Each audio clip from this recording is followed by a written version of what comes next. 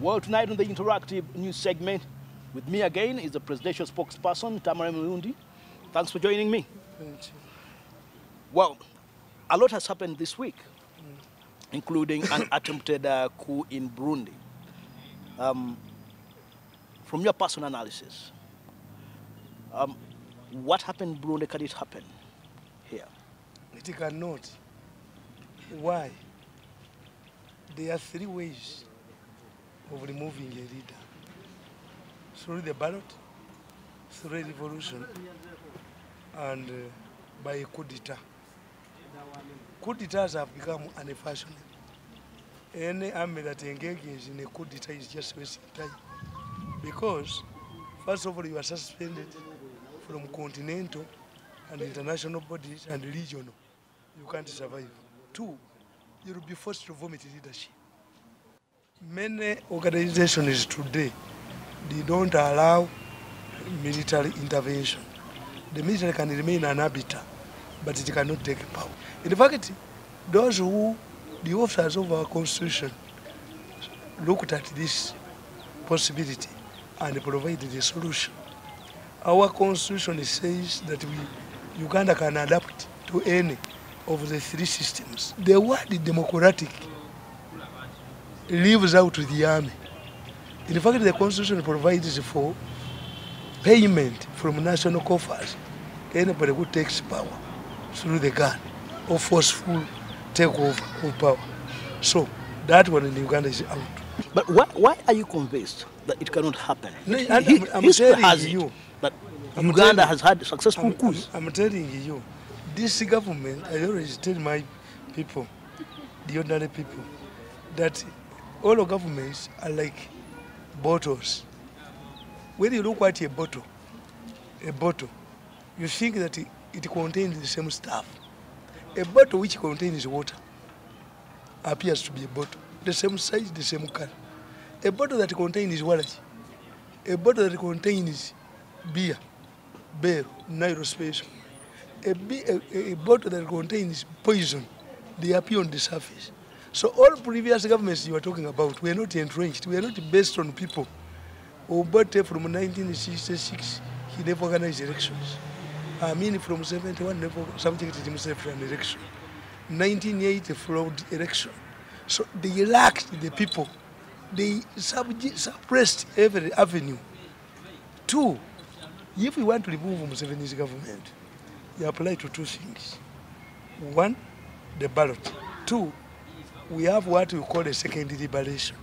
A second liberation means that what took you to the bush was not achieved, or somebody has hijacked the fruits of the But of course, liberation. you know that the ballot is failing now. Where? It's not failing. It's a failure to concede defeat. It's a failure to concede defeat. Now, BSJ tried work to work. It failed because it was stupidity. How can you say that we are not allowed to pray in the church? It happened in Burundi in the 70s. Churches were closed, were locked. The people could not. So you say, let us walk to pray when the churches are locked. You cannot say that walk to work and you are choosing government of failure to create jobs. Walk to work. You walk to work. Are you trying to say that where coups have happened, people are employed by government? Yes. No. People depend. People expectations from government are higher. You go to Zambia and you increase 1 kwacha on a kilogram of maize flour. What will you say? People will rise up. In Uganda, when you see people coming from Western Uganda, a man comes with a pickup, with a goat, with easy cassava, with sweet potatoes, with easy bunch of matoke. So food here is not expensive at all. It's cheap. Who is kept in fear? People have been kept in fear. Government has not banned any single newspaper. In fact, the constitution does not give government powers to ban newspapers. Newspapers are banned themselves by lack of leadership. How many television stations have closed? You saw what happened in Kasese. Yes. People are uprising. What ended up? No. Government ended up butchering and many being buried in mass graves. Those are isolated cases where you find the people fighting over power. where they are incited, where you find that the other day they were accusing the president of abusing the Omukama of Toro. When the Omukama of Toro rejected what they are saying, they created a rival. And where you see their hand, the Mbabazi team hand in anything, it attracts media attention. Because Mbabazi controls the media. Oyo now is a problem. The other day it was Museveni abusing Oyo. Today Oyo has a rival who gets more publicity in the newspapers than the king himself. So this incitement can be there. But incitement at a large scale. That's why in Burundi, people went through a struggle. People went through separation. Do you know the reason why Ndadaye defeated Buyoya? Ndadaye came from France. All of the Hutus, the educated Hutus, grew up in France. So they went through a civil war. People are not excited about to change in Burundi. Like in Uganda. I always compare Ugandans to divorcees. A woman, if a woman divorces 3 times, it's not easy to convince her to go back to another marriage. She has seen it. Uganda we started with feudalism under kingdoms. We came under the republic, but by 1964 they started fighting. 66 they abolished the kingdom. 71 we had a coup. 79 Amin went. UNRM. Binaisa came with his umbrella. Now, after going through all of these political systems, Ugandans are not excited about to change. We are asking if Museveni has performed badly, is it comparable to previous governments? If a woman marries a drunkard who comes back shouting and sleeps comfortably, and he marries another drunkard who batters her, the two drunkards are different. Why are you convinced that his mistakes cannot culminate into a coup or a people's uprising? You see, it happened here at the Kayunga riot. Where you cannot attribute the problem to one person. In Kayunga, basically confused, deceived the Bengo people that Museveni was stopping the Kabaka from going to Kayunga because there was oil. That's why there was a lot of excitement. Too, they had decided to kill Kabaka there in the confrontation. They had stationed the people in the strategic places. They had put money on radio stations. Kabaka Bamuti de Bunyala.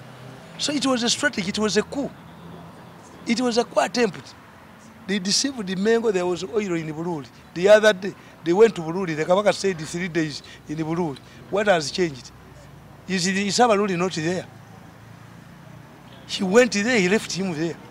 Sabanyala is there. So the problem was not Sabanyala or Sabaluli. The problem was the message had a strategy. What did they do? They beat up Nane Baganda. Yogera Ngo Muganda. Tambula Ngo Muganda. Yogera Mufaris. How many Banyangole were beaten now? Can such a group take a power? You think such a group can take a power? You start terrorizing other people. Can you take a power? Even if that group had taken power, other Ugandans would have regrouped and remove them from Kampala. Look at the internal cohesion government. The internal the divided army now that you have. Which one is divided? Who has not taken a command? Who has not taken directives, commands from other officers? That's imagination. The Ugandan army is intact. You don't take there your regional balancing. You don't take there your tribalism. He's used who look at the shapes of noses of soldiers. Soldiers. The strongest institution in Uganda is the army. They don't talk about your political nonsense. What do you make of I told General you. Nyombore? Was he staging a genuine coup? Which one? The one of Burundi, or it was just? No, the Burundi man was excited.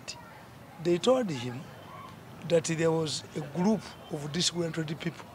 That once you put an announcement on radio, it happened in Kaunda's time. A referent went on radio and announced that the Kaunda had been toppled. People laughed off.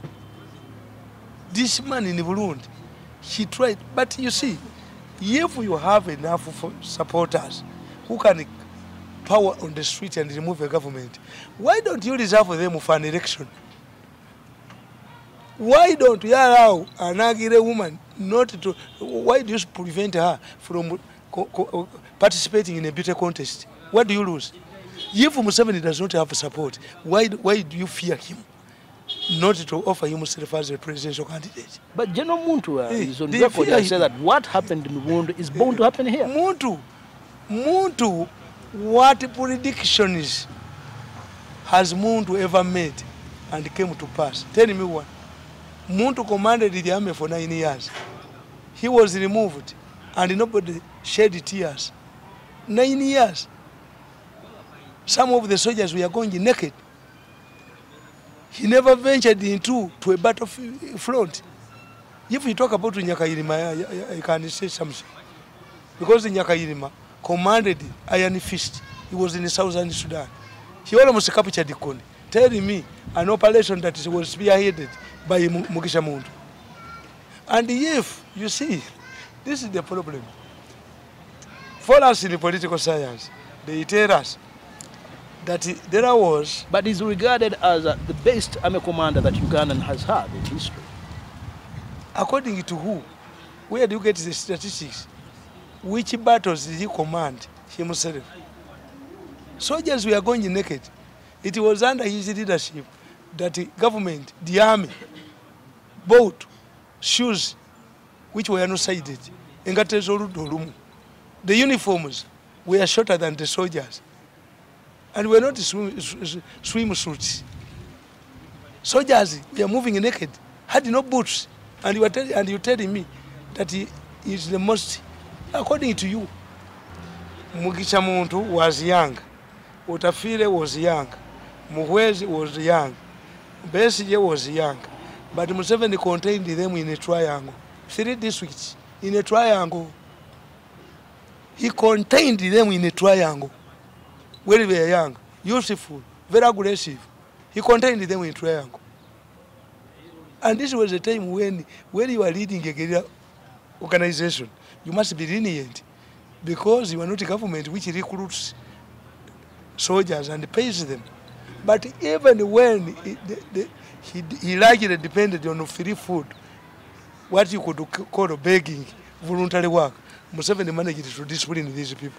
So if we discipline them in a triangle without established institutions, do you think they can refer to discipline them now? If you misbehave, you go to a court martial. Have you heard Bilalo making a noise? Bilalo was making a noise. General Bilalo. The moment General Bilalo was released from the army, he went to his Bilalo. Thanks for joining me, Tamale Mirundi, on this interactive news segment.